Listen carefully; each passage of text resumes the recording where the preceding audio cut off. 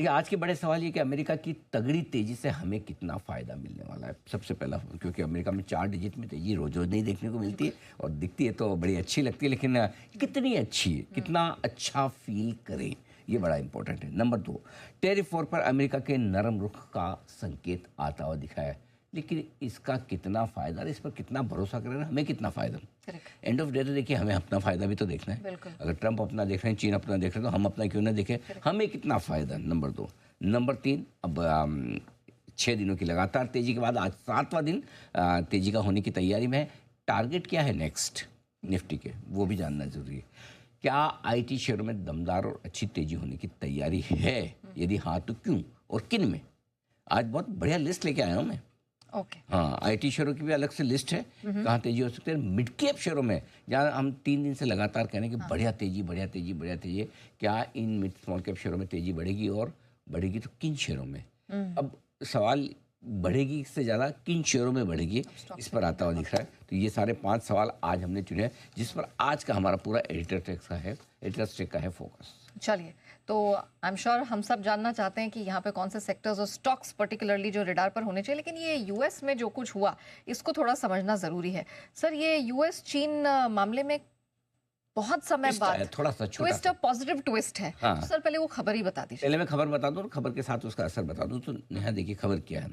कल अमेरिका के वित्त मंत्री का एक बयान आया है, और उन्होंने बयान में उन्होंने कहा कि चीन के साथ टैरिफ का मामला जल्दी सुलझेगा। पहली चीज़ तो ये कि जल्दी सुलझेगा, ये बोला। दूसरी चीज़ ये बोले कि जितना टैरिफ हमने लगाया, जितना उन्होंने लगाया है, ये सस्टेनेबल नहीं है, कि ये टिकेगा नहीं।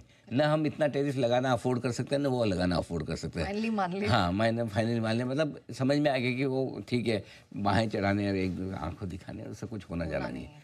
नंबर 2। नंबर 3,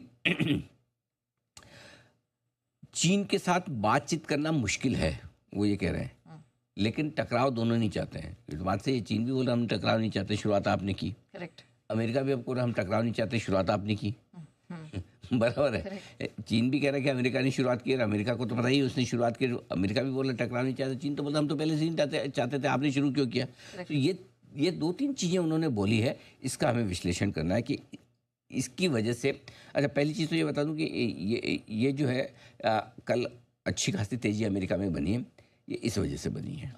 ठीक है कि चलो टैरिफ वॉर पर अमेरिका का रुख नरम पड़ा है। ठीक है कि वो चीन टकराव नहीं चाहता, हम बातचीत करना चाहते हैं, ये टैरिफ लेवल सस्टेन नहीं करेंगे। ठीक है, इस वजह से अमेरिका के बाजार दौड़ गए। फर्स्ट क्लास 2-2, 3-3%, पूरा का पूरा उतना दौड़ गए जितना परसों गिरे थे। ठीक है, अब इसका मतलब क्या, हमें कितना फ़ायदा। 2-3 चीज़ें हमारे लिए इम्पोर्टेंट है। पहली चीज़ तो कि अमेरिका का वित्त मंत्री कौन। हाँ, वही कि उनकी Who are you? Treasury secretary के बोलने से ऐसा क्या। हाँ, आपकी क्या इम्पोर्टेंस। हाँ। आजकल तो हम इम्पोर्टेंस ट्रम्प साहब को भी पूरी नहीं देते हैं। करेक्ट। तो आप कौन। हाँ। करेक्ट, उनकी कोई इम्पोर्टेंस नहीं, पहली चीज़। अच्छा, अगर ट्रम्प बोलते तो फिर भी अलग बात थी। हाँ। ट्रम्प के स्टेटमेंट आते तो फिर भी बोलते कि ट्रम्प एक कदम और पीछे जा रहे हैं, स्टेटमेंट उनके नहीं है। बाकी कोई कुछ भी बोले, क्या फ़र्क पड़ता है। तो पहली चीज़ तो इतना उसको सीरियसली मत लो। दूसरी चीज़ ये है कि जो उन्होंने बोला भी है उसमें कोई ऐसा खास अच्छा नहीं बोला, जल्द सुलझेगा। अब जल्द मतलब क्या है, वो एक तो जल्दी टैरिफ लगाने वाले फार्मा पे अभी तक नहीं लगाया है। उनकी जल्दी का कोई मतलब नहीं, क्या जल्दी क्या कोई डेफिनेशन नहीं है ना जल्दी की। ठीक है, दूसरा ये कि खुद बोल रहे चीन से बातचीत करना मुश्किल है। मतलब सिंपल है, चीन तुमको भाव नहीं दे रहा भाई। करेक्ट। मुश्किल क्या है, वो फ़ोन करेगा तुम नहीं उठाओगे। एक्चुअली 2 अटेम्प्ट कर लिया, उसमें कुछ वो झुक ही नहीं रहा है ना भाई। सिंपल सी चीज़ है, इसलिए बातचीत करना मुश्किल है। जो झुक रहा है बातचीत कर रहा है तो आप बात कर रहे हो, सिंपल। सो इसलिए पहली चीज़ तो है कि उनके बयानों की कोई वैल्यू है नहीं। दूसरा, ट्रम्प बयान देते तो ज़्यादा अच्छा। और वैसे भी देखो, मेरी बात समझ लीजिए आप,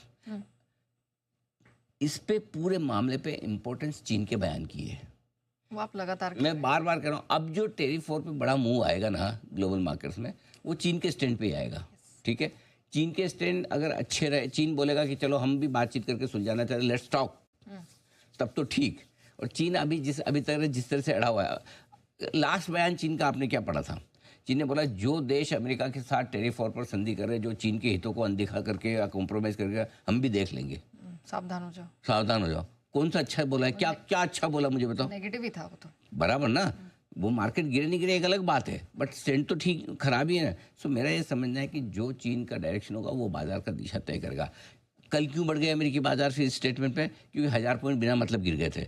हमने परसों ही बोला था, परसों जब गिरे थे मैंने कल ही बोला था ये 1-2 दिनों में वापस ठीक हो जाएंगे। अब मैटर ऑफ टाइम 1 से 2 दिन 3 दिन कितना लगता है, ये 1000 पॉइंट रिकवर हो जाएगा।